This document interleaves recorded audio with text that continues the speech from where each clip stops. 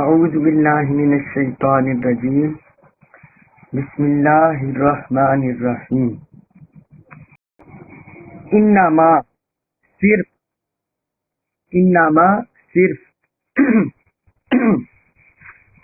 یریدو چاہتا ہے الشیطان شیطان انما یرید الشیطان شیطان صرف یہی چاہتا ہے ان یو کیا کہ وہ ڈلوا دے ان یو کیا کہ وہ ڈلوا دے بینکم درمیان تمہارے العداوت عداوت والبغضاء اور کینہ والبغضاء اور کینہ بغض فی الحمری فل میں الحمری شراب میں والمیسر اور جوے کے ذریعے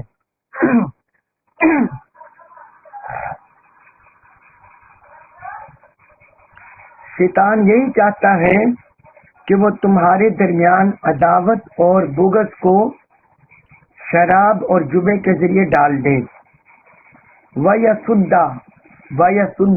اور یسدہ وہ روک دے کم تمہیں ان سے ذکر اللہ سے وَيَسُدَّكُمْ عَنْ ذِكْرِ اللَّهِ اور وہ تمہیں اللہ کے ذکر سے روک دے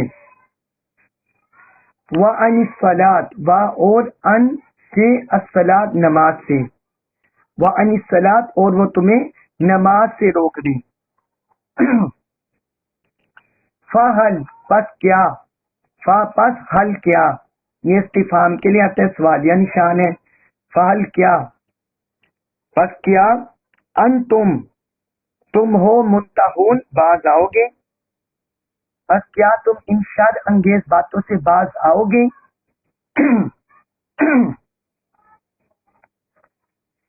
اس آیت مبارکہ میں اللہ تعالی نے شراب اور جوا کی کچھ خرابیوں کا ذکر کیا ہے. یہ آیت اور پچھلی آیت، یہ آیت نمبر 91 اور 90 اور 91، ان دونوں آیتوں میں اللہ تعالی نے شراب اور جوا کی دینی لحاظ سے، دنیاوی لحاظ سے، معاشرتی لحاظ سے، انسان کی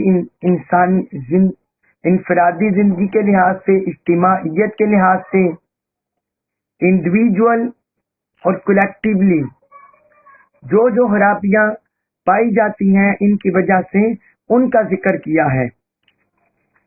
وہ کل 10 خرابیاں جنم لیتی ہیں. 10 خرابیاں ہیں جو شراب اور جوا کے نقصانات انسان کے سامنے آتے ہیں، جو ان دونوں آیتوں میں ذکر کیا گیا ہے.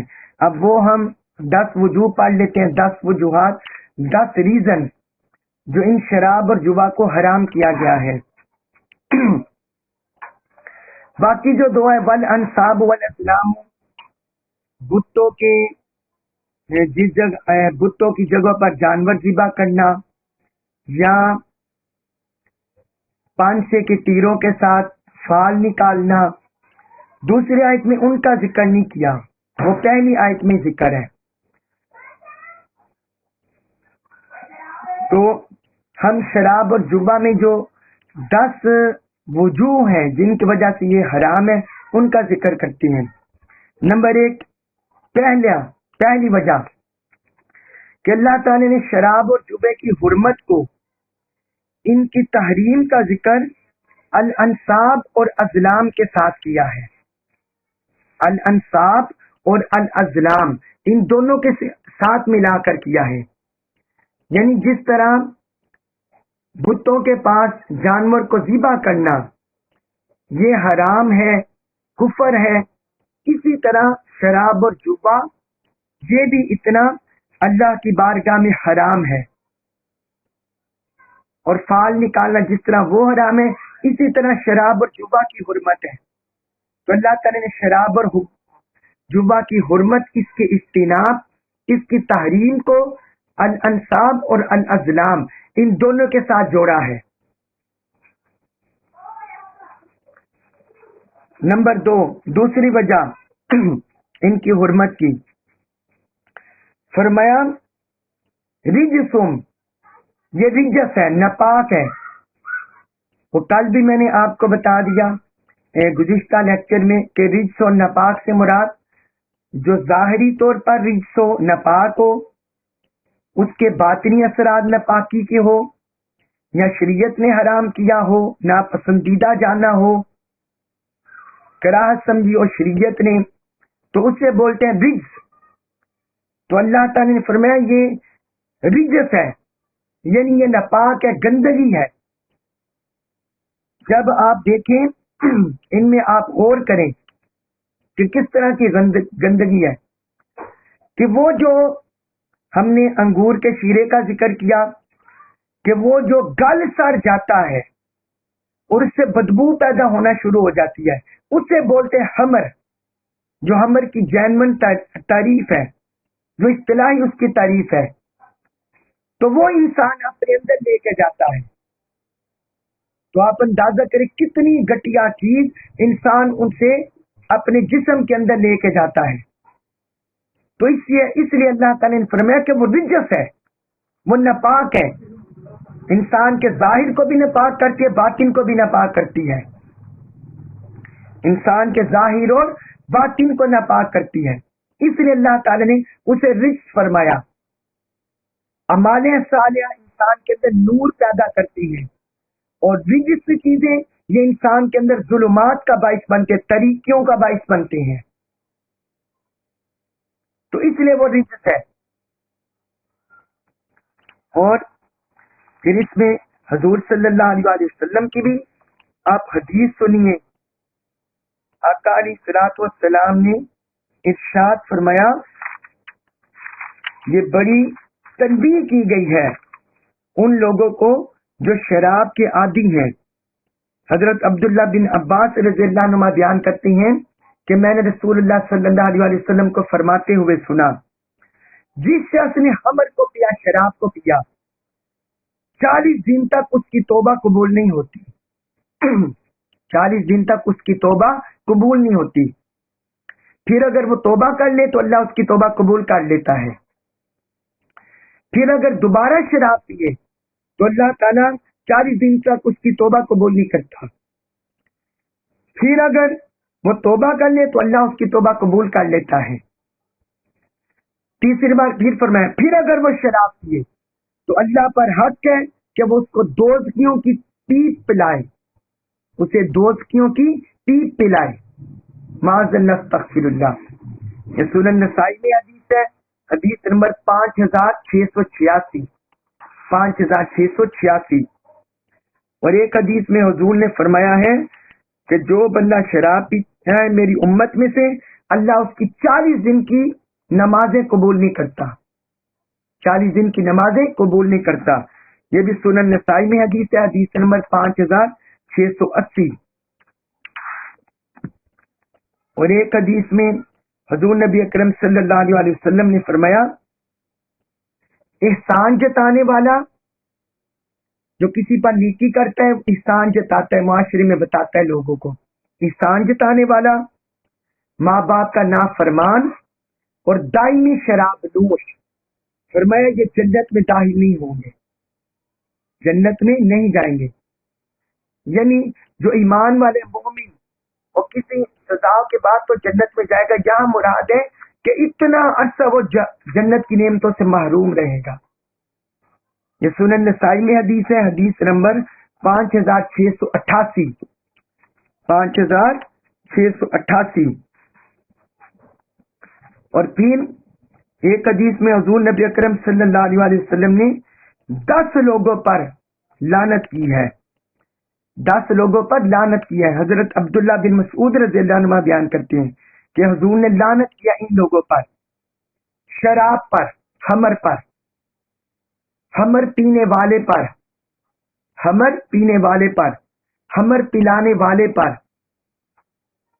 अंगूर नोचने वाले पर, चौथा अंगूर नोचने वाले पर, निचोड़ने वाले पर, पांचवा शराब बनाने वाले पर, जो हमर बनाता है उस पर, छठा हमर उठाने वाले पर, जो इसकी मेहनत मजदूरी करता है उठाता है उस पर। सातवां, जिसके लिए हमर लाई गई हो, यानी जिसके लिए लाई गई हो, ले जाई गई हो, उस पर। आठवां, हमर बेचने वाले पर, जो बेचता है। हमर नौवां, हमर खरीदने वाले पर, जो शराब खरीदता है उस पर। और 10वां, हमर की कीमत खाने वाले पर, जो इसकी कीमत खाता है उस पर। फरमाया रसूलुल्लाह सल्लल्लाहु अलैहि वसल्लम ने इन पर लानत की है। माज़अल्लाह तकफिरुल्लाह। ये इतना कबीह अमल है और इतना हदीसुल फितरत अमल है।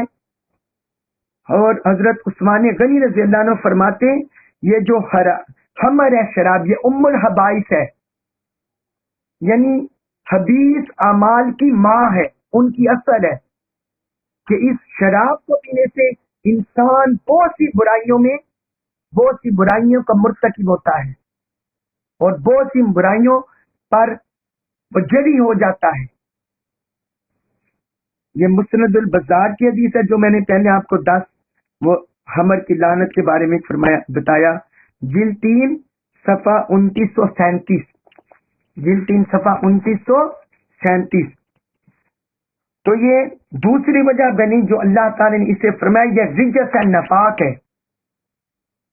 वो मैंने फिर हदीस से बताया कि ये कितनी नपाकी और इस पर कितना गुनाह है, गुनाह कबीरा। और फिर तीसरा फरमाया मिन अमल शैतान, ये शैतानी काम है। इसकी तीसरी वजह बयान की अल्लाह ताला ने, ये शैतानी काम है, यानी शैतानी अमल है। और आपको पता है हर शैतानी अमल हराम होता है, हर शैतानी अमल हराम होता है। और आगे शैतानी अमल ये किस वजह से है, उसके असबाब आयत नंबर 91 में भी आ रहे हैं, उसमें भी मैं आपको बताऊंगा।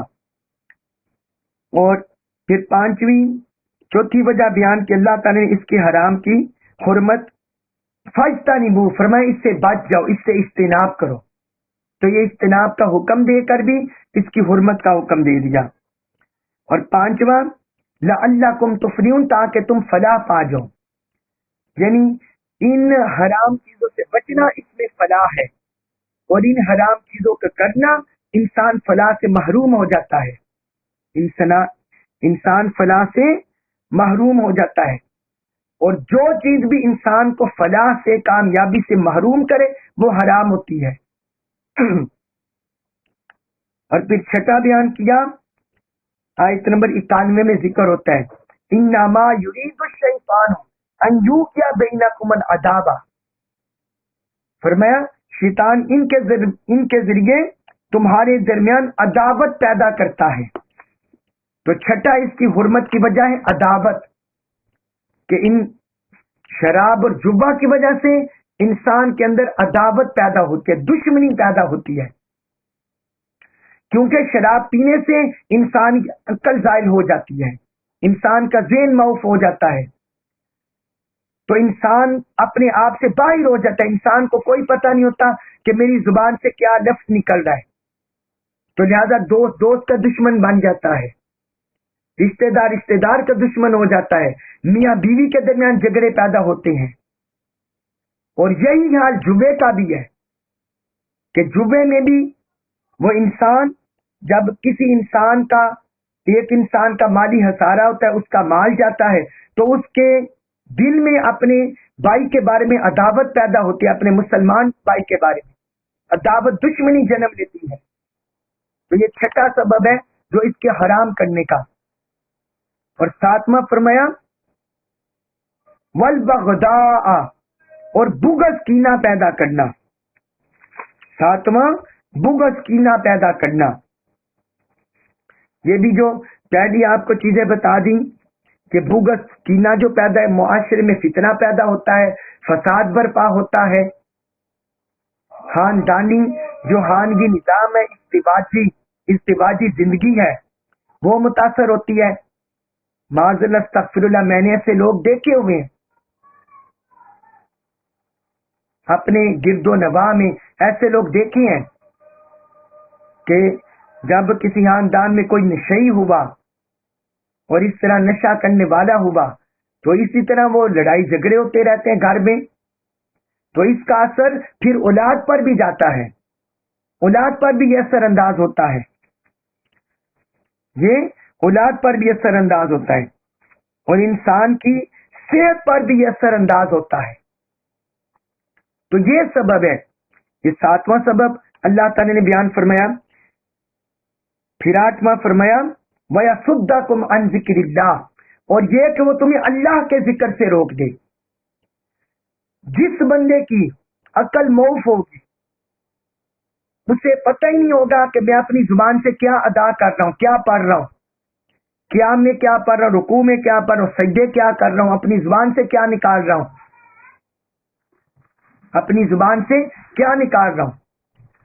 جو یہ شراب کے پہلے حرمت کا حکم اترا، تو اس میں جو دوسری بار جو تدریجن شراب حرام ہو جائے، جو دوسرا حکم ہوا کہ نشے کی حالت میں تم شراب کے قریب نہ جاؤ، جب یہ حکم اترا تو اس کے پیچھے یہی تھا کہ بعض کیونکہ پہلے شراب حرام نہیں تھی، جس طرح بعد میں قطعاً حرام ہوئی، تو بعض لوگوں نے نشہ کر کے تو انہوں نے نماز پڑھا لی، تو قاری صاحب نے، جو نماز پڑھانے والے امام نے، ان کی زبان سے وہ الٹ الفاظ نکل گئے جن کا معنی الٹ بنتا تھا، شان الوہیت کے خلاف بنتا تھا۔ تو اس موقع پر یہ دوسرا حکم نازل ہوا کہ جب نشے کی حالت میں تم نماز کے قریب نہ جاؤ۔ تو یہ اللہ تعالی نے فرمایا، اس کا سبب بیان کیا کہ یہ شیطان تمہیں اللہ کی یاد سے روکتا ہے۔ تو جو چیز اللہ کی یاد سے روکے وہ بھی حرام ہوتی ہے۔ اور پھر 9واں فرمایا وَعَنِ الصَّلَاةِ، اللہ کے یاد سے، اور پھر تاکیداً 9ویں بار 9ویں مقام پر وَعَنِ الصَّلَاةِ، نماز کا علیحدہ ذکر کیا کہ وہ تمہیں نماز سے بھی یہ روکتا ہے، شیطان تمہیں نماز سے بھی روکتا ہے ان شراب اور جوے کے ذریعے۔ کہ جو بندہ شرابی ہوتا ہے اسے نہ نمازوں کے اوقات کی ہوش، نہ فرض کی ہوش، نہ سنن واجبات کی ہوش، وہ تو اپنی مدہوشی میں ہوتا ہے۔ ہم یہاں یہ چلتے پھرتے بعض لوگوں کو دیکھتے ہیں گلیوں چوراہوں میں، جو نشئی ہوتے ہیں، شرابی ہوتے ہیں، انہیں اپنی ہوش ہی نہیں ہوتا، مسجد کے ارد گرد بھی گھوم رہے ہوتے ہیں لیکن انہیں پتہ ہی نہیں ہوتا کہ ہم نے نماز پڑھنی ہے۔ تو یہ بھی شیطان کا حملہ ہوتا ہے شراب کے ذریعے، وہ انسان کو نیکی سے، حسنات سے، اللہ کے ذکر سے، اللہ کی نماز سے، عبادت سے روک دیتا ہے، غافل کر دیتا ہے۔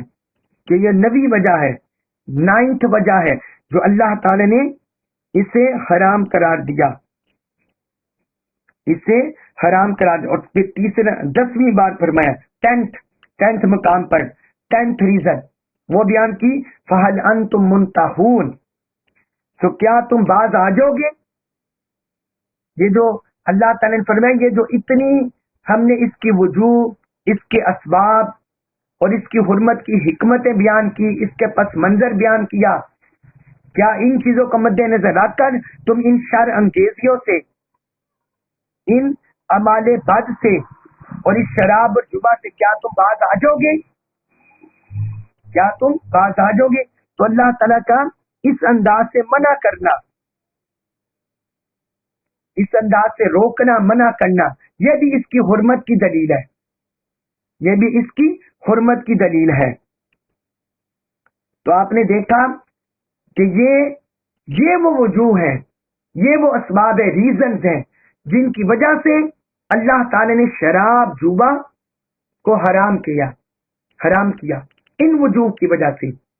اس میں انسان کے انفرادی نقصانات بھی ہیں، انسان کے اجتماعی، اس کے ماحول کے، اس کی خاندگی زندگی کے، اس کی سوشل لائف کے، اس کی اپنی ازدواجی لائف کے، اس کی کاروباری لائف کے، اللہ کی بارگاہ میں عبادت کے، یہ سارے اس کے نقصانات ہیں۔ پھر دینی نقصان بھی ہیں، دنیاوی نقصانات بھی ہیں۔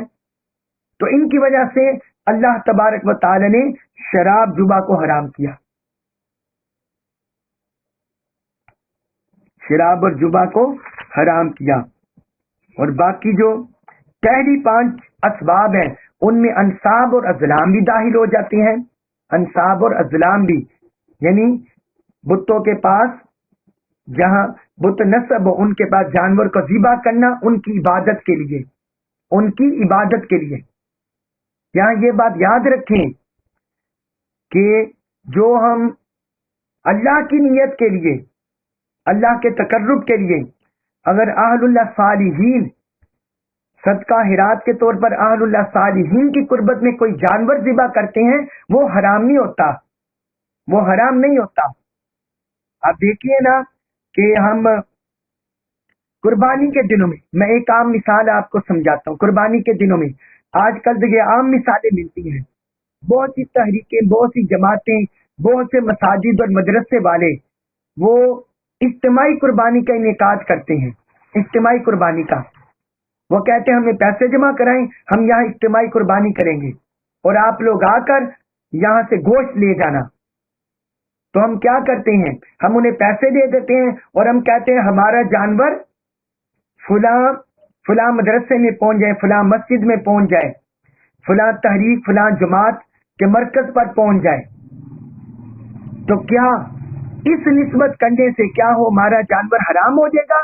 نہیں حرام ہوگا، کیونکہ اس میں اللہ کے تقرب کی نیت ہے، اللہ کی عبادت کی نیت ہے، اس لیے وہ حرام نہیں ہوگا۔ اور بتوں کے لیے جو ذبح کیا جاتا تھا وہ دراصل ان کی عبادت کے لیے وہ کرتے تھے، اور آج بھی کرتے ہیں۔ ہندوانہ معاشرے میں مشرکین آج بھی کرتے ہیں۔ تو چونکہ یہ شرک جو ہے یہ معاذ اللہ استغفر اللہ جاری ہے قیامت تک، یہ جاری فتنے رہنے ہیں، تو اس لیے اللہ تعالی نے ساتھ اس کی حرمت کا ذکر کر دیا، ساتھ اس کی حرمت کا ذکر کہ وہ بھی شیطانی اعمال میں سے ریچ ہیں اور ان سے بچو تاکہ تم، اور ساتھ ازلام کا ذکر کر دیا جو پانسے کے تیر پھینکتے تھے فال نکالنے کے لیے، اپنی قسمت کا حال جاننے کے لیے، میں شادی کروں یا نہ کروں، میں کاروبار کروں یا نہ کروں، میں سفر پر جاؤں یا نہ جاؤں، ہم جنگ کریں یا نہ جنگ کریں۔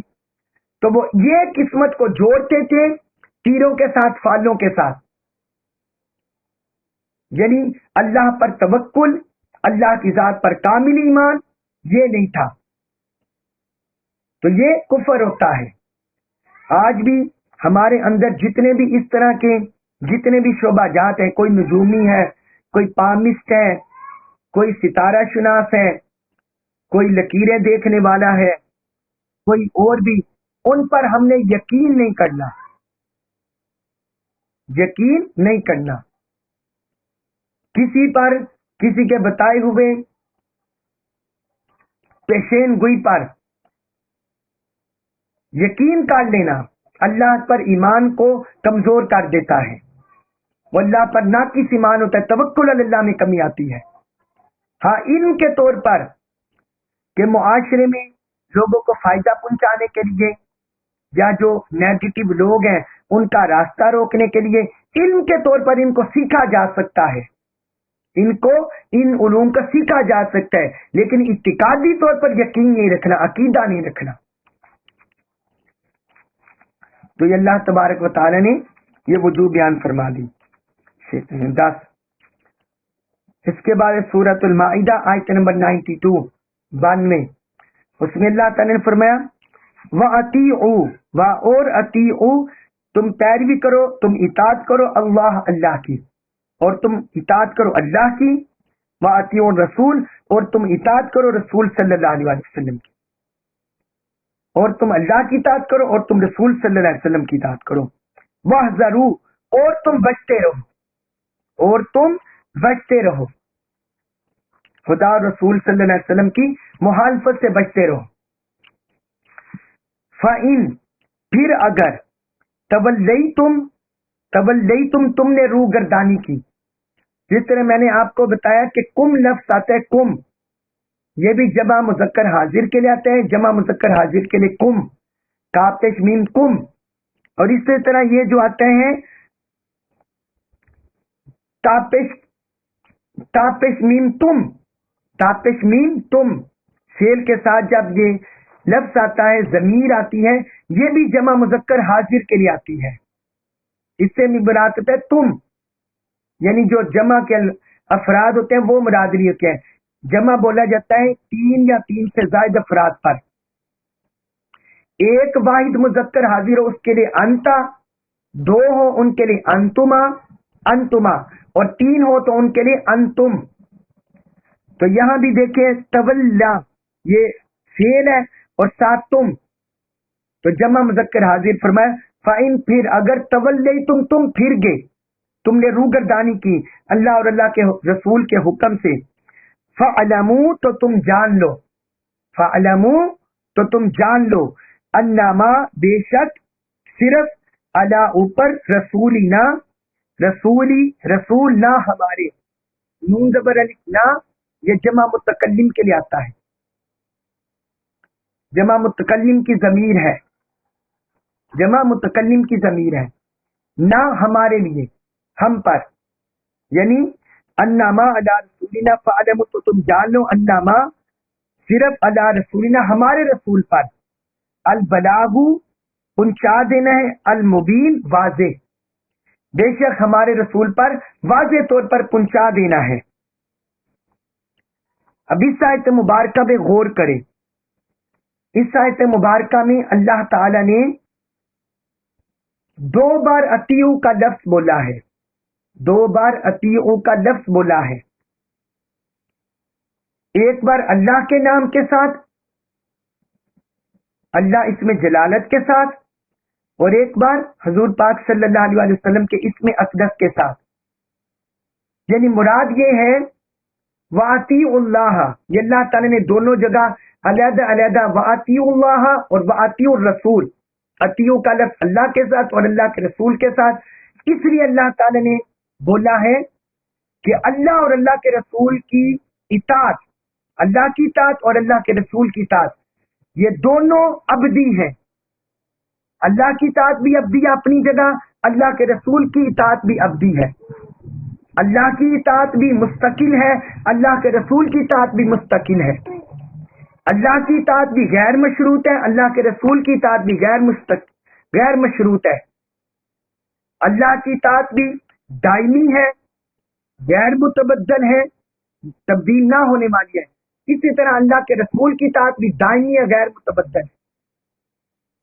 اس لیے اللہ تعالی نے ان دونوں اطاعتوں کے ساتھ اطیعو کا لفظ علیحدہ علیحدہ بولا، کیونکہ ہمارے درمیان مسلمانوں کے اندر جو مستشرقین ہیں، اسلام کے خلاف سازشیں کرنے والے مغربی عناصر، اسلام دشمن طاقتیں، وہ تو اللہ اور اللہ کے رسول کی اتھارٹی کو چیلنج کرتے ہیں، لیکن مسلمانوں کے اندر بھی بہت سے ایسے فتنے ہیں جو حضور نبی اکرم صلی اللہ علیہ وسلم کی حدیث اور سنت کی حجیت کا انکار کرتے ہیں، اس کی اوتھینٹسٹی کا انکار کرتے ہیں، اور حدیث اور سنت کو جیسے ماننا چاہیے، جیسے اس پر عمل کرنا چاہیے، جیسے اس پر ایمان رکھنا چاہیے، وہ نہیں رکھتے. تو جو لوگ بھی مسلمانوں کے اندر ایسے ہیں وہ دراصل قرآن کی تعلیم کے خلاف ہے، قرآن کی تعلیم کے خلاف ہے.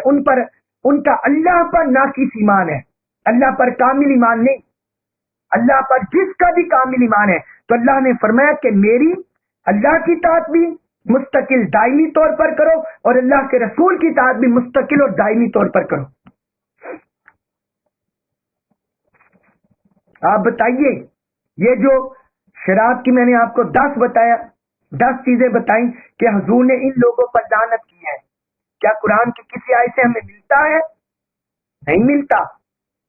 حرام چیز کا تو ذکر اللہ تعالی نے ساتھ میسر جوے کا بھی کیا ہے، الانصاب کا بھی کیا ہے، الازلام کا بھی کیا ہے. کیا یہ 10 چیزوں کا جس طرح حضور صلی اللہ علیہ وسلم نے ان 10 چیزوں کے باب میں شراب کی جو ساتھ لنک رکھتی ہیں لعنت کی ہے، کیا یہی لعنت ہم میسر کے ساتھ ملا سکتے ہیں؟ یہی 10 لعنتیں کیا ہم میسر جبا کے ساتھ ملا سکتے ہیں؟ کیا ہم الانصاب بتوں کے نام پر ذبح ہونے والے جانور جو ان کے مقام پر، کیا ان کے ساتھ ملا سکتے ہیں؟ یہی 10 چیزوں کا اطلاق وہاں کر سکتے ہیں؟ کیا الازلام کے ساتھ کر سکتے ہیں؟ نہیں کر سکتے، کیونکہ حضور صلی اللہ علیہ وسلم نے اس بارے میں بیان ہی نہیں فرمایا. اس بارے میں حدیث خاموش ہے, قرآن خاموش ہے. اور جو بندہ بھی ایسا کہے گا وہ اپنے پاس سے کہے گا, اپنے پاس سے اضافہ کرے گا. حضور نے نہیں ارشاد فرمایا. حضور نے تو خمر پر, خمر پینے والے پر, پلانے والے پر, انگور نچوڑنے والے پر, شراب خمر بنانے والے پر, خمر اٹھانے والے پر, جس کے لیے خمر لائی جائے, خمر بیچنے والے پر, خریدنے والے پر, اور خمر کی قیمت کھانے والے پر, ان 10 بندوں پر لعنت کی ہے. تو اس کا مطلب کیا کہ حضور صلی اللہ علیہ وسلم اتھارٹی ہے, اور جو بھی ان میں ملوث ہوگا ہم یہ حکم اس پر عائد کریں گے کہ حضور نے اس پر لعنت کی ہے, اور جس پر رسول صلی اللہ علیہ وسلم کی لعنت اس پر اللہ کی لعنت, اس پر اللہ کی لعنت, اور اس پر فرشتوں کی لعنت ہوتی ہے, اوتی پر انسانوں کی لعنت ہوتی ہے. تو یہ ہے وَأَطِیعُوا الرَّسُولَ, اطیعوا اللہ وَأَطِیعُوا الرَّسُولَ. اس کو سمجھنے کی ضرورت ہے, اپنے دلوں میں محفوظ کرنے کی ضرورت ہے, کیونکہ دنیا میں بہت سے فتنے ہیں. ہمیں ان فتنوں سے اپنے دامن کو بچانا ہے, اپنے دامن کو بچانا ہے. پھر آگے فرمایا وَاحْذَرُوا, اور تم بچتے رہو, اور تم بچتے رہو. مطلب یہ رسول اللہ صلی اللہ علیہ وسلم کی, اللہ اور اللہ کے رسول کی اطاعت کی مخالفت سے بچتے رہو. اللہ اور اللہ کے رسول کی اطاعت کی مخالفت سے بچتے رہو.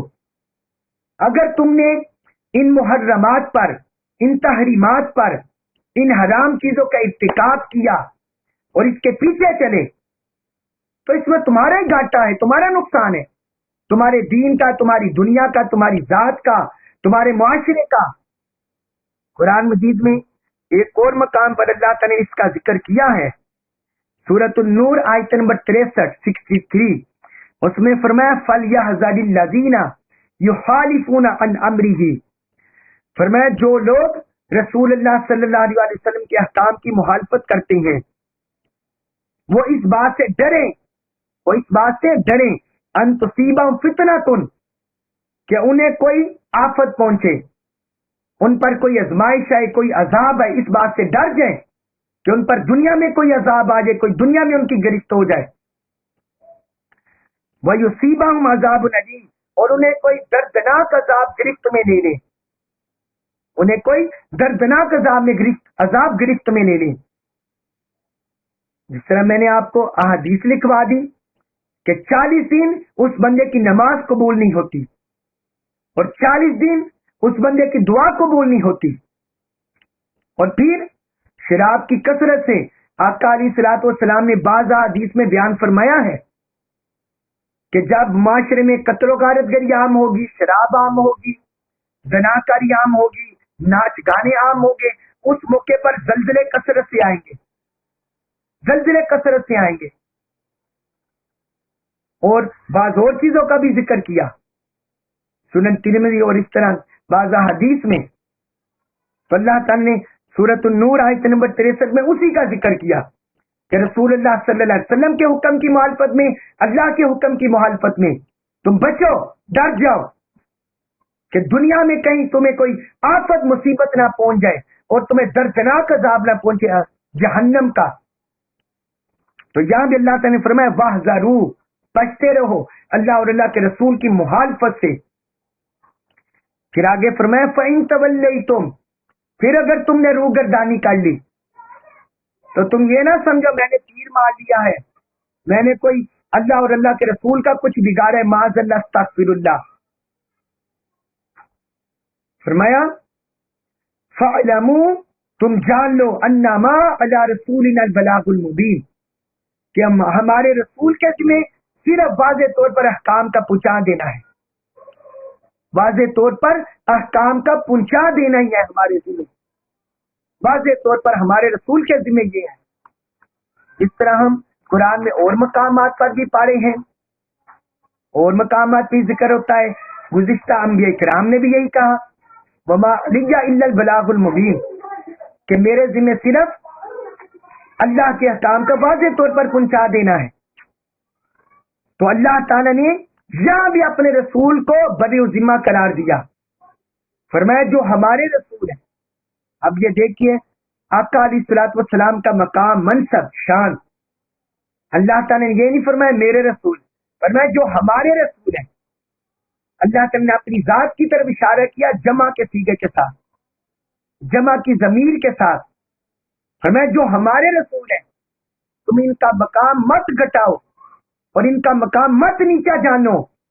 فرمایا یہ ہمارے جو برگزیدہ رسول ہیں ان کے ذمہ صرف پیغام کا پہنچا دینا ہے، ان کی ذمہ داری ادا ہو گئی. ان کی منصب سے انہوں نے اپنا منصب ادا کر دیا، تبلیغ کر دی، حق کے تبلیغ ادا کر دیا. آگے کسی کو ہدایت دینا نہ دینا یہ اللہ کے ذمہ کرم پر ہے، یہ اللہ کے ذمہ کرم پر ہے، اللہ کے ذمہ کرم پر ہے. اور اسی کو ہدایت ملتی ہے جو خالصتاً اخلاص سے، سچے دل سے، حسن نیت سے رب کی طرف رجوع کرتا ہے، توبہ طائب ہوتا ہے، رب سے ہدایت کا طلبگار ہوتا ہے. پھر آگے فرمایا سورۃ المائدہ آیت نمبر 93، فرمایا لیسا نہیں ہے اللہ اوپر اللہ دینا ان لوگوں کے آمن جو ایمان لائے، ان لوگوں پر جو ایمان لائے نہیں ہے، وعملوا اور انہوں نے عمل کیے، الصالحات نیک، اور انہوں نے نیک عمل کیے. کیا نہیں ہے؟ جناحن کوئی گناہ، جناحن کوئی گناہ، یعنی جو لوگ ایمان لے اور نیک عمل کرتے رہے فرمایا ان پر کوئی گناہ نہیں ہے. فیما اس میں تائمو جو وہ کھا پی چکے، تائمو کا مطلب ہوتا ہے کھانا، لیکن اس میں پینا بھی شامل ہے. جو وہ کھا پی چکے اس میں کوئی گناہ نہیں ہے. اذا جب متقو وہ بچتے رہے، انہوں نے جب تقوی اختیار کر لیا وہ بچتے رہے. وآمنوا اور وہ ایمان لائے، وعملوا الصالحات اور انہوں نے نیک عمل کیے، اعمال صالحہ پر عمل پیرا رہے.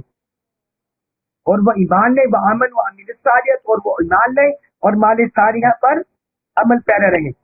ثم اتقوا پھر پرہیزگاری کرتے رہے، پھر پرہیزگار رہے، تقوی اختیار کرتے رہے. وآمنوا اور ایمان لائے، ان کی حرمت پر صدق کے دل سے ایمان لائے. ثم پھر اتقوا وہ ڈر گئے، صاحبان تقوی ہو گئے. واحسنوا اور نیکوکار ہو گئے، صاحبان احسان ہو گئے. ثم اتقوا واحسنوا پھر وہ صاحبان تقوی ہو گئے، پرہیزگار ہو گئے کاملاً. واحسنوا اور صاحبان احسان ہو گئے، کامل نیکوکار ہو گئے. واللہ اور اللہ یحب پسند کرتا ہے، محبت فرماتا ہے، المحسنین صاحبان احسان سے، اور اللہ صاحبان احسان سے محبت فرماتا ہے. اس آیت مبارکہ میں اللہ تعالی نے 2 بار آمنو کا ذکر کیا ہے اور 2 بار عامل الصالحات کا ذکر کیا ہے.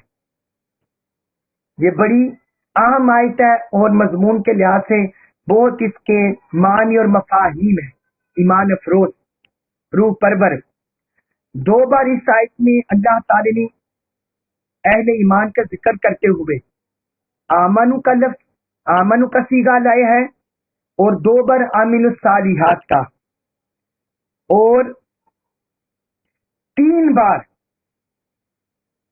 آمن غلطی ہو گئی مجھ سے، 3 بار اللہ نے آمنو کا ذکر کیا ہے، 3 بار اللہ تعالیٰ نے آمنو کا لفظ بولا ہے، 3 بار. 2 بار عامل الصالحات کا اور 3 بار اتقوا کا. یعنی آپ یوں سمجھ لیں 3 بار آمنو اور اتقوا کا، 2 بار عامل الصالحات کا، اور 3 بار احسنوا کا، 1 بار احسنوا کا. اب میں آپ کو سمجھا دیتا ہوں، آپ غور سے سمجھے، قرآن مجید میں غور کریں، میرے ساتھ ساتھ چلیں، تب آپ کو یہ مفہوم سمجھ آ جائے گا کہ اس سے کیا مراد ہے.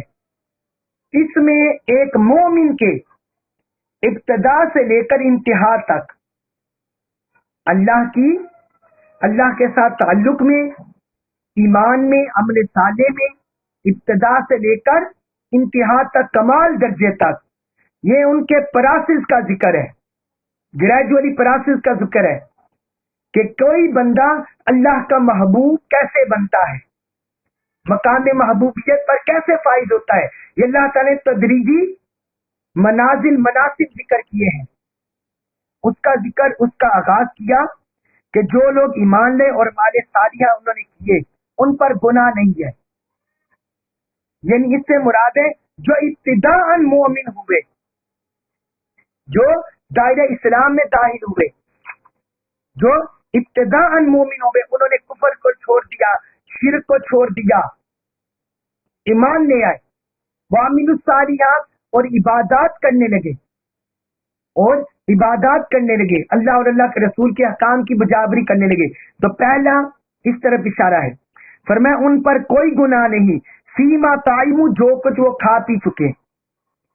یعنی جو زمانے کفر میں یا حرمت کا حکم آنے سے پہلے، حرمت کا حکم آنے سے پہلے جو کچھ وہ کھا پی چکے، تو اس کا گناہ حرمت کا حکم آ جانے کے بعد، ایمان لانے کے بعد، اس کا گناہ ان پر باقی نہیں رہے گا. وہ گناہ سے بری ہو جائیں گے، پاک ہو جائیں گے، وہ معاف ہو جائے گا، وہ معاف ہو گیا وہ معاف ہو گیا. اور پھر آگے اللہ تعالیٰ نے فرمایا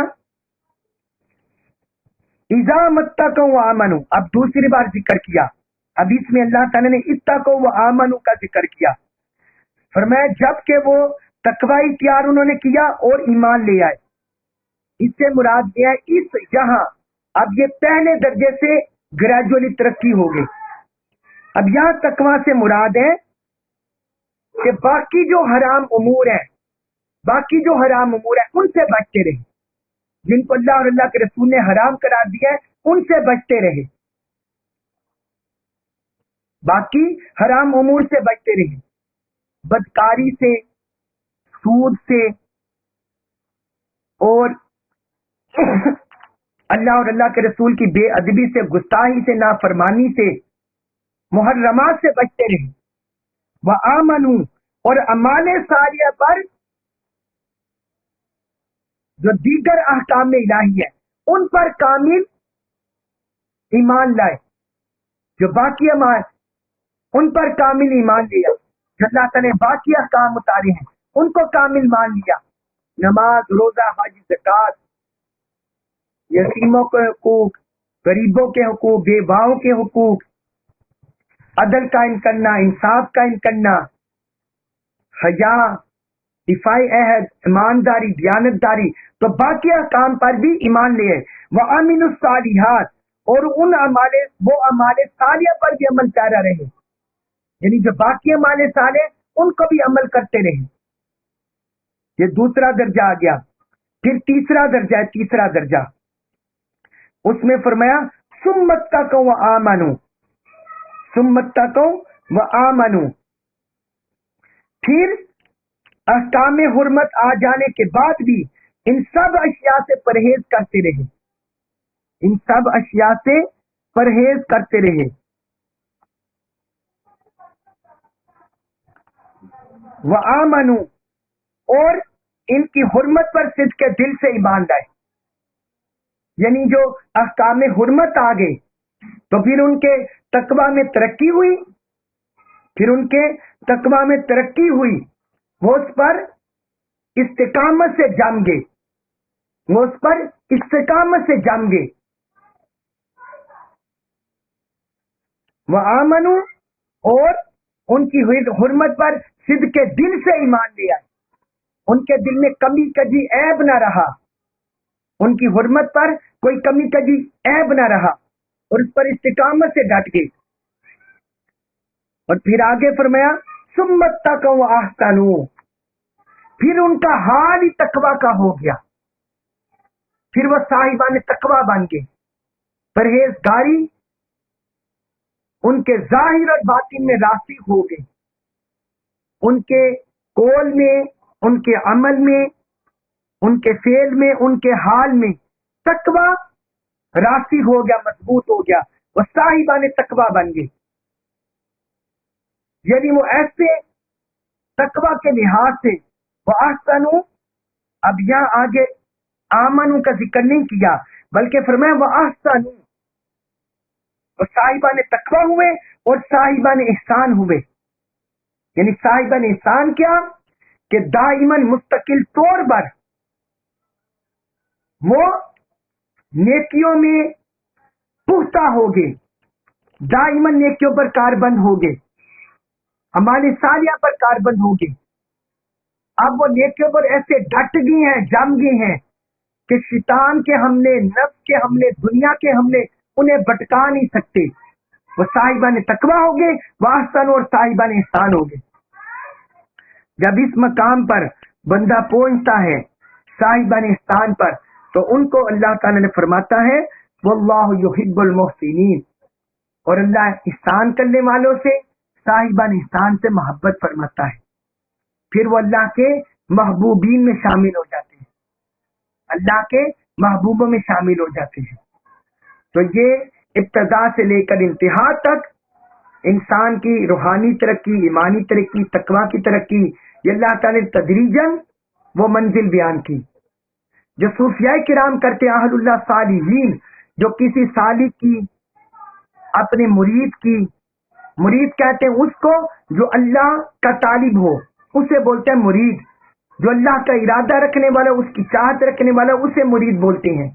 تو اہل اللہ صالحین جو اللہ کی راہ پر چلاتے ہیں وہ اپنے مریدین کی، سالکین کی اسی طرح تربیت کرتے ہیں کہ انہیں عام ایمان اور اسلام سے، تقوی سے، ان کے حال کی تربیت کرتے ہیں، اعمال کی تربیت کرتے ہیں، افعال کی تربیت کرتے ہیں، اور انہیں صاحبان احسان کا درجہ نصیب ہو جاتا ہے، صاحبان احسان کا درجہ نصیب ہو جاتا ہے۔